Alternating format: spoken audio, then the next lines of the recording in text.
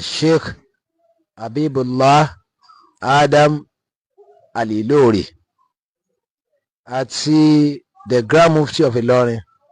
Sheikh Sulaiman Farouk Oníkíjìpá ẹ̀bẹ̀ ní wá lè bẹ̀ wọ́n, ṣùgbọ́n in tó fi lè jọ̀rọ̀ ni pé àwọn tó wá jẹ́ olólùfẹ́ wọn láwa lè ní àwa lè bá sọ̀rọ̀. A bẹ̀ yín ẹ̀yin àgbààgbà méjì yẹn, ẹ dákun torí ọlọ́ọ̀bà àlekèọlá, ẹ wá bò lẹ́ẹ̀tì yanjú gbogbo tó bá rí kó wà láàrin yín.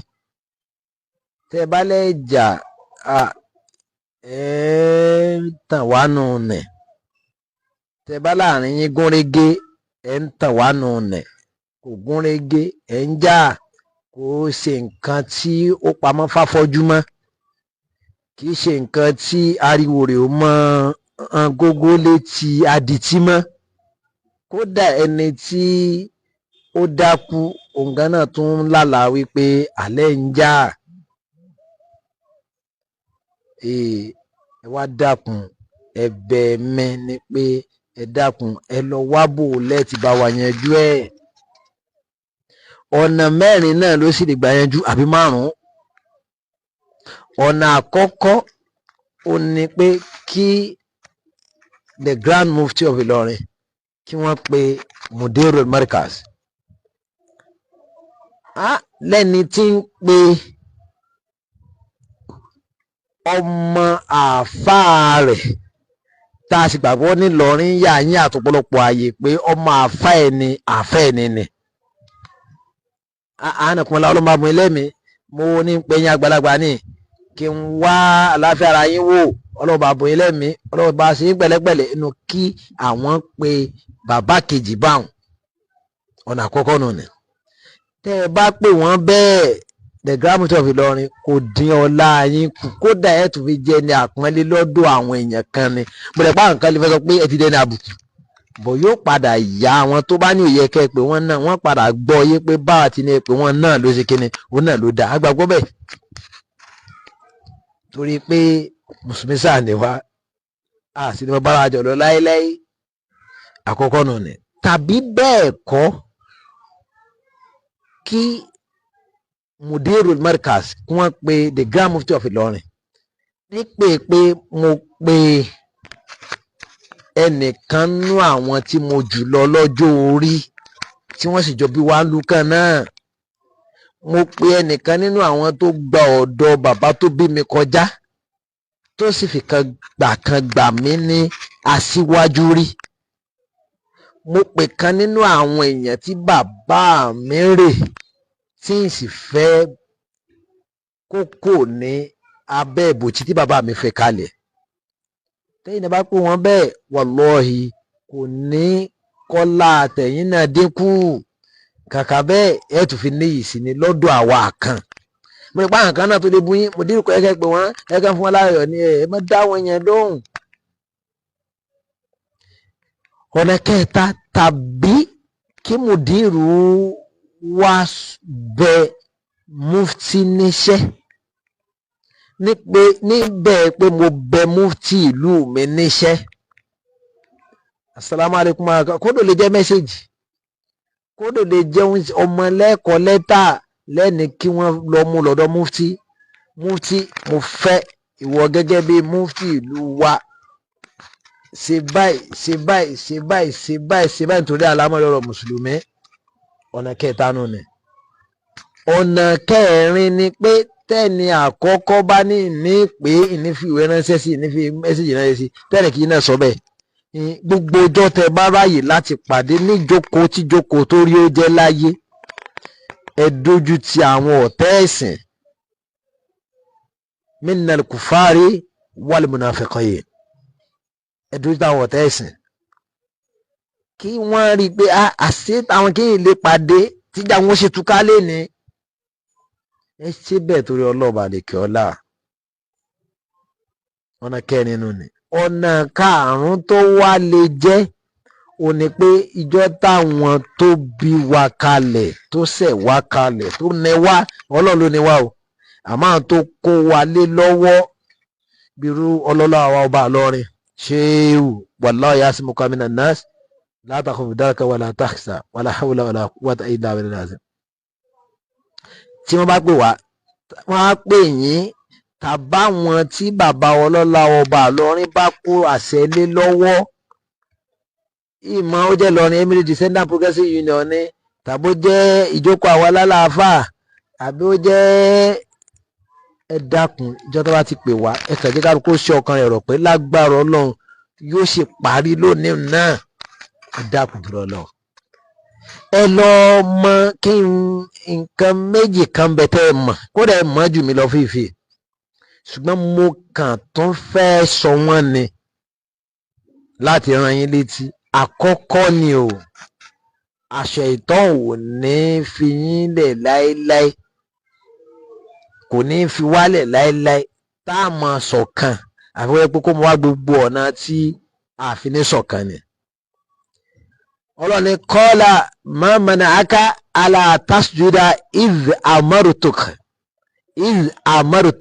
Ọlọ́ni kí ló ṣe ọ́nà ma mana'aka ala tasjuda idh amartuka. Kí ló ṣe ọ́tọ̀ ọlọ́ọ̀ni fèrè balẹ̀ wọ Sátánì ìwà Satan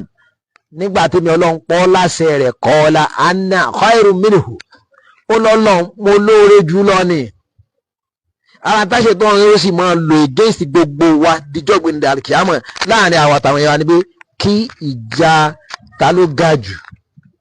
Bẹ́ẹ̀ ìgbà táwa ti mọ̀ pé ẹni báyìí jù lọ lọ́jọ́ orí, ẹni báyìí ló lọ́jù mi lọ, ẹni báyìí nípò jù mí lọ, àwọn kó mọ̀jà ìjọ orí, àwọn kó jájà pò, àwọn kó jọjọ owó, àwọn kó jọjọ ọlá, àwọn kó jájà mọ̀, àwọn kó jájà pé ta lọ́rọ̀ tí wá gbé sáyè tó tóbi jù. Kódà wọ́n bá jù mí lọ bó ní kí wọ́n jù lọ, àpótọ́ Ọlọ́run wá gbé mi ṣiṣẹ́ wa tó. Kò sí nǹkan táṣe tó ní mú wá láti fi jẹ́ ká mọ̀ gbàgbọ́ pé àwa la dáa ju ẹnì kejì lọ. Àwọn nǹkan náà ní wàá lò fún wa nítorí ká lámọ̀rí ọ̀rọ̀ ìjà mọ̀ bà lè parí. Qala ma mana'aka ala tasjuda idh amartuk qala anna khairun minhu. Ó ní mi lóore jù lọ. Ó lè jẹ́ owó ni mo fi lóore jù lọ, ó lè jẹ́ ọlá mo fi lóore jù lọ, ó lè jẹ́ connection mo fi lóore jù lọ, ó lè jẹ́ ọjọ́ orí mo fi lóore jù lọ, ó lè jẹ́ ìgbéga mo fi lóore jù lọ, ó lè jẹ́ pò tí mo ti wá wà nísìn mo fi lóore jù lọ, ó sì lè jẹ́ ìmọ̀ mo fi lóore jù lọ. Àṣetọ́wọ́ mú kẹwàá fún wa ni nítorí sọ bàbá ńlá bàbá wa Ádámù nìyẹn alayhi salatu wassalam. Ó lọ́lọ́ mú mọ̀ lóore jẹ́ Ádámù lọ. Khalaqtani min nari wa khalaqtahu min tini. Ó ní ọdẹ mi láti bi iná, ọwọ́ Ádámù láti bi rọ̀fọ̀rọ̀fọ̀ yẹpẹ̀. Ṣé náà wá lóore ju ìpẹ́ lọ? Àṣetó máa fi sí wa lọ́kàn tá a fi lóore jura wa lọ, kò ní jẹ́ ká lè fèrè jìnra wa bọ̀rọ̀, kò ní jẹ́ ká lè gbàgbé ọ̀rọ̀ bọ̀rọ̀, kò ní jẹ́ kódà ká lè pera wa kódà ẹjẹ́ ń gbé kó lára bọ̀rọ̀. Qala fa'abitu minha. Ọlọ́run fún tọ́sọ fa'abitu minha. Jáde kó nu bí tá a fi wọ́n sí fama yakunu laka an tatakabbara. Kí ló dé tó fi sì gbé àfihà fa'akhruju innaka mina as-sagirin fa'akhruju innaka mina as-sagirin. Ọlọ́run jáde kó ní ìsẹ̀ fa innaka mina as-sagirin. Lẹ́ni ọtí wàá nù àwọn tẹ́mi Ọlọ́run ti sọ dẹni yẹpẹrẹ. Ọlọ́run ní sọ yín dẹni yẹpẹrẹ o. Ọlá tó bí wọn lọ́lọ́ kò sọnù. Ṣùgbọ́n tí mò ń sọ ni pé ó kàn yóò mọ wá lu àwọn nǹkan bóyá kí n ṣe tẹ̀síwájú náà. Ó wá sọ̀rọ̀ lọ Ọlọ́run qala fábì ó wá sún fọlọ́ pé fabima aghwaytani la aqudanna lahum. Ìmọ̀ dúró dè wọ́n siratakal mustaqim níbi ọ̀nà wọn náà yìí tó tọ́ ìmọ̀ lúgọ̀dẹ̀ wọn ni gbogbo ọ̀nà ní ma fi lúgọ̀dẹ̀ wọn débi pé min bayni aydihim wa min khalfihim wa min aymanihim wa an shimalihim shamahilihim ńgbọ̀ tó yọ ńgbòsì yọ ńgbàájú yọ ńgbẹ̀yọ nímọ̀ gbà sí wọn ìsàmọ́ fún gbogbo reason ni táwọn náà fi ní tẹ̀lé ojú ọ̀nà wọlọ́ntọ́ làálẹ̀ àròjọ́ ọ̀nà tọ́lọ́ làálẹ̀ ni pé nígbà tá a bá ń bára ọjà fásitì bẹ́ẹ̀ náà kí ni bẹ́ẹ̀ náà tíjà bá ń bẹ láàrin wa táwọn ń bẹ láàrin wa fásitì hù kí ni bẹ́ẹ̀ náà á parí ẹ̀ láàrin ara wa ni pé ẹja sí islahu bẹ́ẹ̀ náà á parí ẹ̀ ní. A lè pọ́n lè bá parí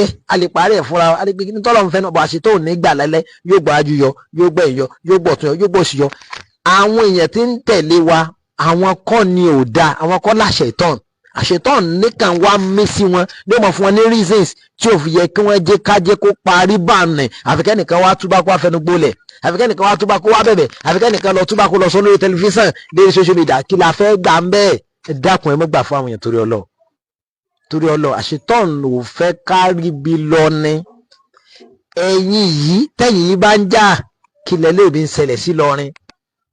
tẹ̀yìn yìí ò bá láìka ara yín kílẹ̀ léèbí ń ṣẹlẹ̀ sí lọrin sáà ní pín sáà ti máa pín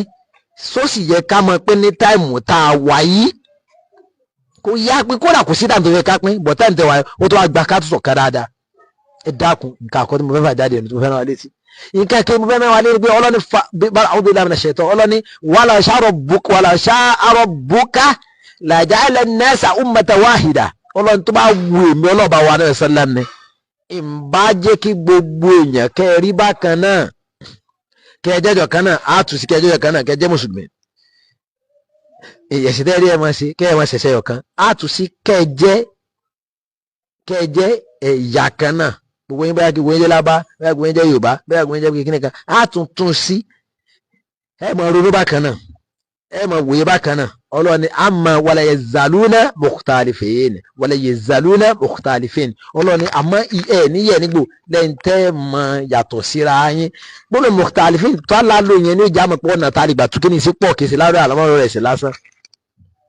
bàbá ó jẹ́ o plus o positive ọmọ ó sì jẹ́ o negative ibìkan náà wọ́n ti fi yàtọ̀ síra wọn bàbá ó jẹ́ aa ọmọ ó sì jẹ́ as ibìkan náà wọ́n ti fi yàtọ̀ síra wọn yẹn ìyá ó jẹ́ yẹn dúdú ọmọ ó sì jẹ́ yẹn pupa ibìkan náà wọ́n ti yàtọ̀ síra wọn òbí ó já wọn tó sanra ọmọ ó sì jẹ́ yẹn tó tẹ́rìn ibìkan náà wọ́n ti yàtọ̀ síra wọn bàbá ó sì jó ń sùúrù kódà yóò jó ń sùúrù ọmọ ó sì mọ bínú wọn ní gbogbo lọ́tí gbégbé náà sì wá wọn ní ẹ̀dọ̀ wọn rẹ̀ wọn mọ bínú gan wọn tẹ́lẹ̀ ẹ̀sìn ló kàn rọ bàbá ẹ̀sìn ló rọ̀ yá kíní kan yóò yàtọ̀ ọlọ́ni wala yazaluna mukhtalifin ọlọ́ni lẹ́ẹ̀ni yẹ̀ ní gbó lẹ́ni tí ó mọ ní tẹ́ẹ̀fì mọ yàtọ̀ síra yín àti Mudiru Markaz àti the Grammar of Ilorin kò sí bẹ́ẹ̀ ti ṣe tẹ̀tí láwọn bíi tẹ́ẹ̀tì ìyà lọ́tọ̀ síra yín bóyá níbi gbọ́rọ̀ kalẹ̀ ni bóyá níbi handle situation ni bóyá níbi wá foríjì ni bóyá níbi dáríjì ni ibi tẹ́ bá ti wá yàtọ̀ síra yín ọba tó ní wá ló ti kádàrá rẹ̀ ẹ má jẹ́ pé yẹn láwàá dì mú tó pé dìsìn àní bára wa ṣe ẹ dákun mo bẹ̀ yín pẹ̀lú ọkọ̀ ọlọ́ọ̀bà lẹ́kẹ̀ọ́ ọ̀la ooru ìjà yẹn mú wa ooru ìjà yẹn ó ń chókì wá ń fún wa lọ́rùn kò fẹ́ kárí mú mi dáadáa mọ́ àríbíríra wa lọ́kàn àwa ń pín àwọn èèyàn wá ń dá sí àwọn èèyàn wá ń dá sí àwọn èèyàn wá ń dá sí nígbà táwa ń pín tó bá ìjó láwọn ará ìjókòó láti mójútó àwọn àlámọ̀rí ọ̀rọ̀ tó pọ̀ rẹpẹtẹ ńlẹ̀ẹ́lẹ̀ àlámọ̀rí ọ̀rọ̀ kan lálámọ̀rí àwọn tí ò rí oúnjẹ jẹ àlámọ̀rí ọ̀kan làwọn tí ò rí mu àlámọ̀rí ọ̀kan làwọn tí ò rí ná àlámọ̀rí ọ̀kan làwọn tí ò rí lò àlámọ̀rí ọ̀kan làwọn tó yẹ pé wọn àti ẹ̀ ti kírun mọ́ wọ́n sì ní mùsùlùmí làwọn àlámọ̀rí ọ̀rọ̀ kan làwọn tó yẹ yí pé ọ̀rọ̀ àwọn àfóòfẹ́ yé wọn mọ́ àfa kéne kan àlámọ̀rí ọ̀rọ̀ kan làwọn tí ń sáré bóòni àárín wò tí ní dáa láìlẹ̀ àlámọ̀rí ọ̀kan làwọn tó fẹ́ wọlé tí wọ́n sọ pé àní dandan á wọlé àgbóríwọ̀ lọ́rin ni táwa gbówó oríwọ̀ lọ́rin á bà nǹkan jẹ́ ni èyí náà sì mọ̀ tó fẹ́ bàjẹ́ yóò láwọn ajókòó mójú gbogbo àwọn àlámọ̀rí ọ̀rọ̀ báwọn ẹ̀yin náà sì ni ara iyì ara ọ̀ṣọ́ ara àpọ́nlé tí Ìlọrin ń lò lọ́wọ́lọ́wọ́ báyìí ara ìṣẹ́ ara àpọ́nlé ara iyì tí Ìlọrin ń lò lọ́wọ́lọ́wọ́ báyìí ẹ̀yin náà ni kí báyìí nìkan but ẹ̀yin náà mọ igun tẹ́ ẹ dìmú níbi ìjọsìn fún Ìlọrin ibi tẹ́ ẹ dìmú níbi ìjẹ́yì fún Ìlọrin ibi tẹ́ ẹ dìmú níbi tí ìjápẹ́rẹ́ fún Ìlọrin ẹ̀yin náà mọ̀ àwa súnà wàláhi hanna sunniyun wàláhi salafiyun fil aqida salafiyun wàláhi salafi làwà wàláhi súnà làwà àmọ́ kúdẹ̀ kálá ajẹ́ sábà tó káyé súnà tó wàláhi àfẹ́ ká mọ̀ pín kára fún mọ̀ pín a sì gbàgbọ́ pé ẹ̀yin ṣáájú wa délé ayé ẹ̀yin ṣáájú wa mú mi mọ̀ ẹ̀yin ṣáájú wa ríbi táyé ń lọ ẹ̀yin ṣáájú wa wò pé ìlú yóò gbọ́dọ̀ túká ẹ̀yin síwájú wa lákòóléyé ẹ̀sìn àwa náà ẹ̀yin náà láláìkẹ́ dóńwájú ká mọ tẹ̀lé yín ibi tí a bá ti ní tí khilafu bá ti ń bẹ láàrin wa tó bá yẹ pé khilafu tí è ṣe khilafiyya ni tí è ṣe khilafu ittifaqiyya a fẹ́ ká mọ mánéjì ẹ̀ bá náà lọ ká mọ̀ jẹ́ kó tú wa ká náà nítorí ibi tá à ń lọ tó jìnnà tó yẹ pé bẹ̀ẹ́ lérí wà fáwọn mùsùlùmí gbà tá a bá ti túká khilafu tí bá dẹ̀ ń bẹ láàrin wa tó jẹ́ khilafu gbòógì ká farabalẹ̀ ká pẹ̀lẹ́pẹ̀lẹ́ bára wa sọ á sọ àwọn ó sọ dọ́là èmi tí mo ń sọ̀rọ̀ yìí mọ̀ sọ yìí pé káya fọ́tò kò wà jáìs